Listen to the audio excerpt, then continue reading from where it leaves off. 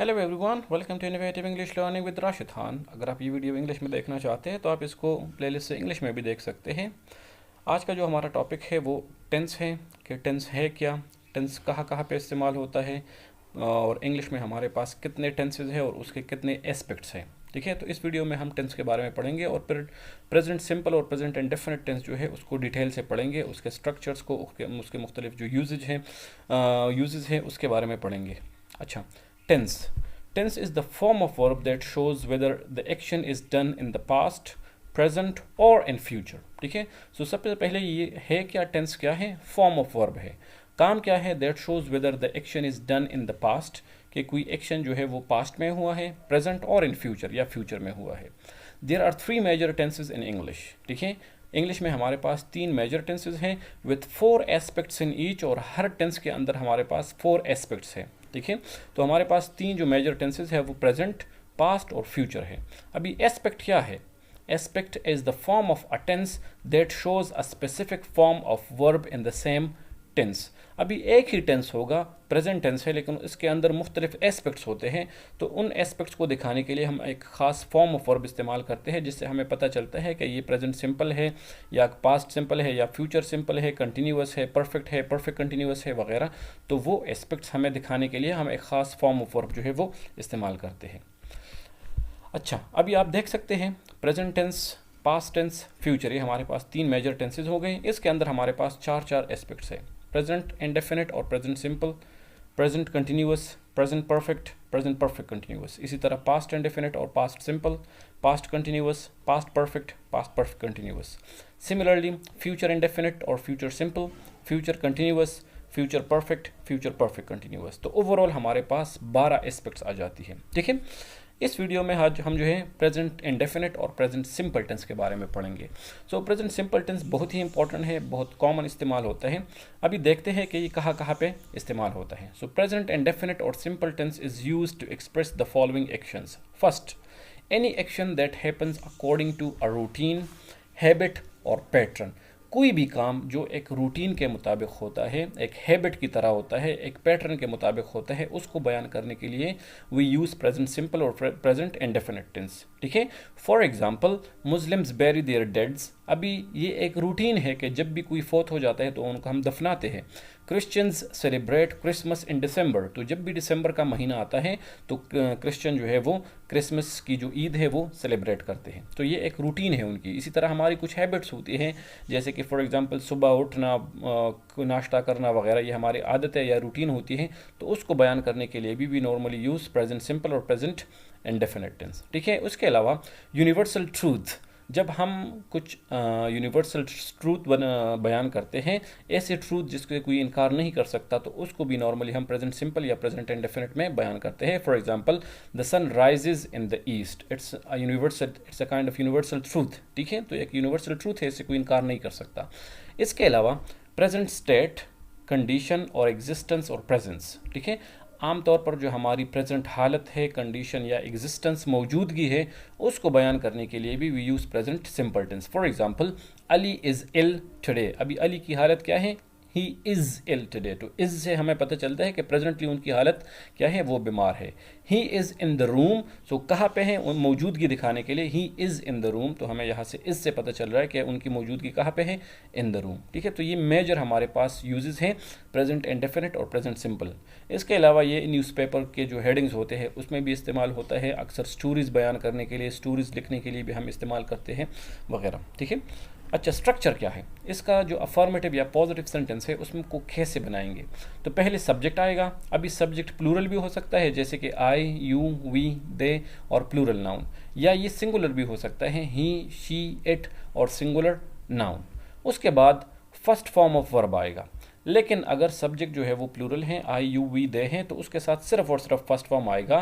और अगर subject singular है, ही, शी, इट और सिंगुलर नाउन है, तो उसके साथ फर्स्ट फॉर्म आएगा, लेकिन फर्स्ट फॉर्म के साथ एस या ई एस का इजाफा होगा। ठीक है, और उसके बाद ऑब्जेक्ट इफ एनी, अगर कोई ऑब्जेक्ट है, कोई और रेस्ट ऑफ द सेंटेंस है, तो उसको आप लिखें। अभी आप यहाँ पे एग्जाम्पल्स देख सकते हैं कि प्लूरल सब्जेक्ट्स के जो एग्जाम्पल्स हैं, we play cricket daily. We subject है, play first form of verb है, क्रिकेट ऑब्जेक्ट है, डेली एडवर्ब ऑफ टाइम है। ठीक है, so we play cricket daily. I upload videos every week, ठीक है। सो आई सब्जेक्ट है, अपलोड फर्स्ट फॉर्म वर्ब है, वीडियोस ऑब्जेक्ट है। Muslims celebrate 2 festivals in a year, Muslims subject है, plural है, celebrate first form of verb है, 2 festivals ये हमारे पास ऑब्जेक्ट है और बाकी हमारे पास एडवर्ब ऑफ टाइम या जो एडवर्ब फ्रेज है।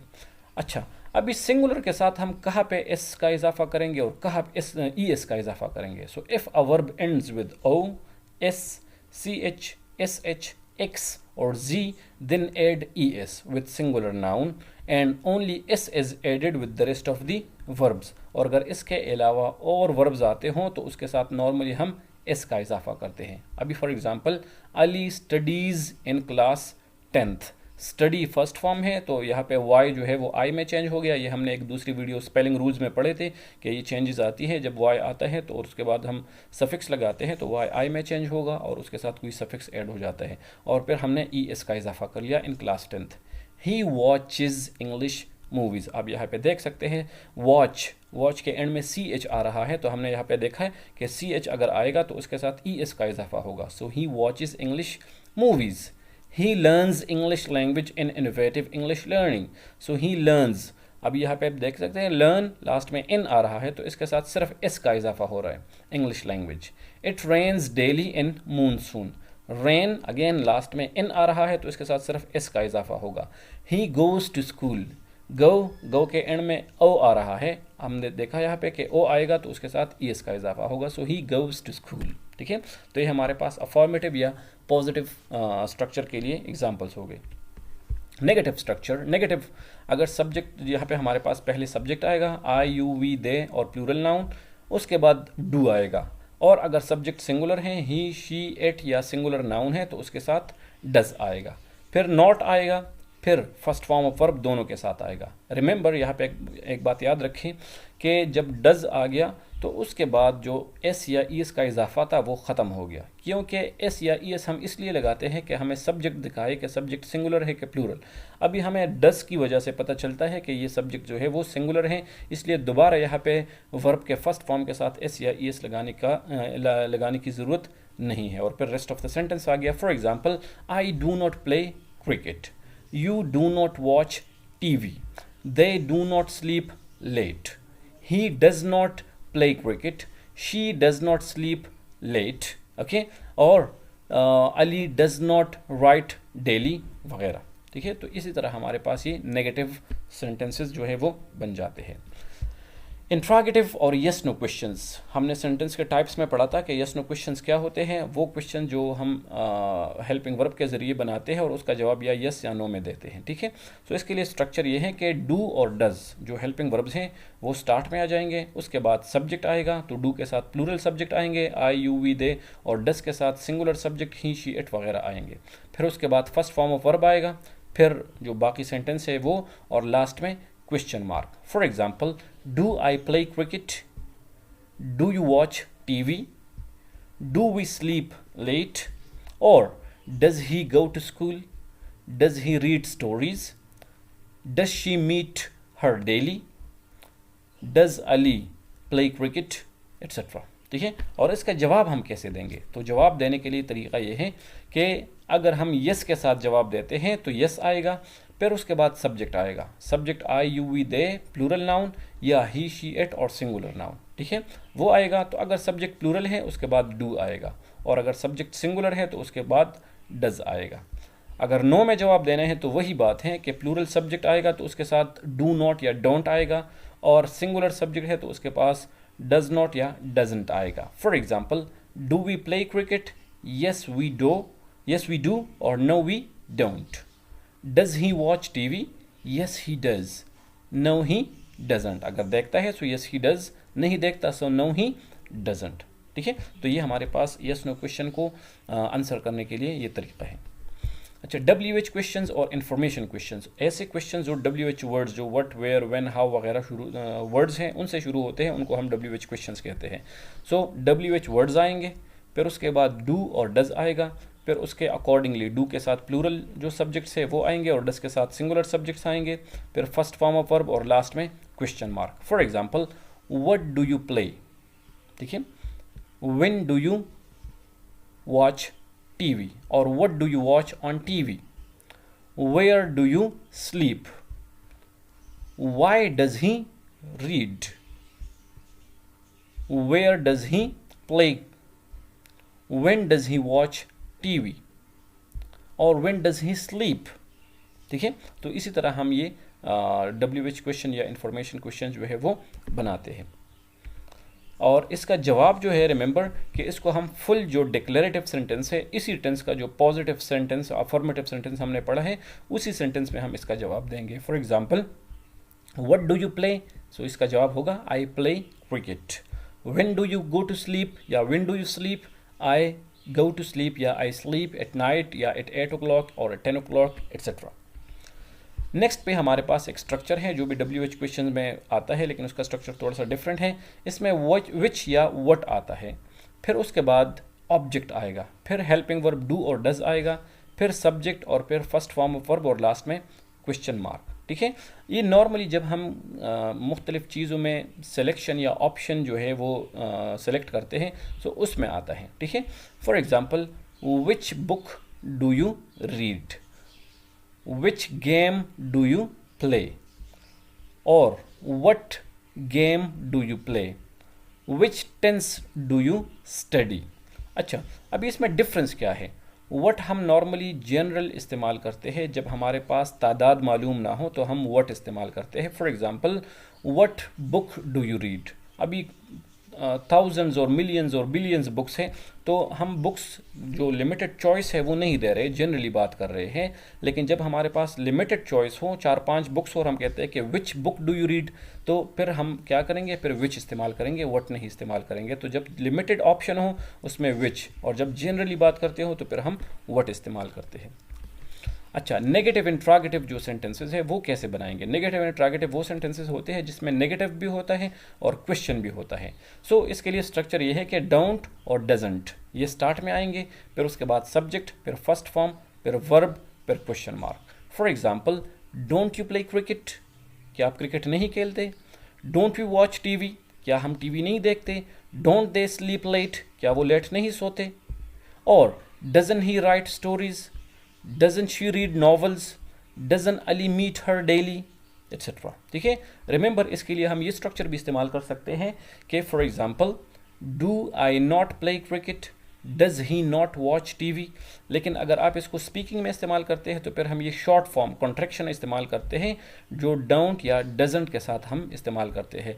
लेकिन रिमेंबर, आपने ऐसे नहीं कहे ना कि do not I play cricket या do not you play cricket, आपने फिर इसको शॉर्ट फॉर्म ही इस्तेमाल करना है। अगर आपने इसको पहले दोनों को कंबाइन करके इस्तेमाल करने हैं तो डोंट या डजंट, और अगर अलग अलग इस्तेमाल करने हैं तो फिर ये वाला स्ट्रक्चर के डू और डज आएगा, फिर उसके बाद सब्जेक्ट, फिर नॉट आएगा। ठीक है, तो फिर ये वाला स्ट्रक्चर आपने इस्तेमाल करना है। अच्छा, नेक्स्ट हमारे पास ये है कि how to talk about state और एग्जिस्टेंस, हालत के बारे में कैसे बात करेंगे। तो पहले हमारे पास सब्जेक्ट ही, शी, इट और सिंगुलर नाउन उसके साथ इज आएगा, यू, वी, दे या प्लूरल नाउन उसके साथ आर आएगा और आई के साथ एम, और उसके बाद कोई एडजेक्टिव जो कंप्लीमेंट वगैरह है वो आएगा। For example, he is ill, she is happy, he is intelligent, Ali is at home etcetera. You are at home, you are in the room, you are her friend, I am happy, I am ill, I am at home, etc। ये हमारे पास positive जो हम existence या state है उसके बारे में। Negative कैसे बनाएंगे? तो जो प्रीवियस एक्शन वर्ब्स थे उसमें तो हम डू और डज इस्तेमाल करते थे, यहाँ पे उसकी ज़रूरत नहीं है। वही स्टेट वर्ब जो हमारे पास इज़, आर, एम है, उसके बाद हम नॉट का इजाफा कर लेंगे और वो नेगेटिव बन जाएगा। For example, he is not ill और he isn't ill, you are not happy or you aren't happy, I am not at home or I amn't at home। Okay, तो ये हमारे पास नेगेटिव स्ट्रक्चर है। Yes no question इसमें कैसे बनाएंगे? तो is, are और एम जो हमारे पास स्टेट वर्ब्स हैं ये सेंटेंस के शुरू में आ जाएंगे, फिर सब्जेक्ट, फिर जो एडजेक्टिव वगैरह है वो, और फिर क्वेश्चन मार्क। ठीक है, for example, is he ill, yes he is, नहीं है, no he is not. Are you intelligent, yes I am or no I am not। are they happy, yes they are, no they are not। ठीक है, फिर am I ill और am I happy, yes I am, no I am not। या अगर कोई दूसरा बंदा मुझे जवाब देगा तो वो कहेगा yes you are और no you are नॉट। तो ये हमारे पास क्या है, यस नो क्वेश्चन जो है उसका जवाब और उसका जो स्ट्रक्चर है वो है। अच्छा, एक एक्टिविटी है यहाँ पे जिससे आपको कुछ अंदाज़ा होगा कि इसको कैसे कहाँ पे इस्तेमाल करना है। Complete the sentences with the correct form of the verb in the present simple tense. The cat and the dog sleep under the table. तो स्लीप यहाँ पे सही आ रहा है क्योंकि दो सब्जेक्ट्स हैं तो वो प्लूरल बन गए, तो यहाँ पे स्लीप है। Ali dash to bed at 10 PM। So go है, गो अभी सिंगुलर है तो सिंगुलर के साथ आपको पता है कि हम एस या ईएस का इजाफा करेंगे। So Ali goes to bed at 10 PM। You drive a car every day. अभी यू जो है वो प्लूरल है तो इसके साथ नॉर्मली हम फर्स्ट फॉर्म ऑफ वर्ब जो है वो विदाउट एस या ईएस लगाते हैं। सो यहाँ पे ड्राइव जो है वो ड्राइव ही आएगा। You drive a car every day. बाकी जो ब्लैंक्स है वो आप खुद फिल करें ताकि आपको प्रैक्टिस हो जाए इस टेंस में। एक और भी एक स्ट्रक्चर है, एक्टिविटी है। Complete the sentences using one of the following. ठीक है, Anna speaks German very well. So speak first form है और इसके साथ एस का इजाफा हो गया, Anna speaks German very well. ठीक है, बाकी जो ब्लैंक्स है वो आप खुद देख लें और उसमें जो रिक्वायर्ड लफ्ज़ है वो और रिक्वायर्ड फॉर्म ऑफ जो वर्ब जो है वो इस्तेमाल करें ताकि आपको इसकी प्रैक्टिस हो जाए। Rewrite the following sentences into interrogative, then give short answer depending on N, no, or Y, yes. Do you swim in the sea? Yes, I do. Yes, I do. आपने सिर्फ Y और वो जो है लगा के सेंटेंस जो है वो आप जवाब दे सकते हैं। देखिए, बाकी जो क्वेश्चंस है वो आप खुद बना लें ताकि आपको इसकी प्रैक्टिस हो जाए। Okay, thank you for watching innovative English learning. उम्मीद है कि आपने प्रेजेंट सिंपल और प्रेजेंट इंडेफिनिट टेंस के बारे में बहुत कुछ सीखा होगा। मज़ीद ऐसी वीडियोस के लिए हमारे चैनल को सब्सक्राइब करें और इसको अपने दोस्तों के साथ ज़रूर शेयर करें। Thank you.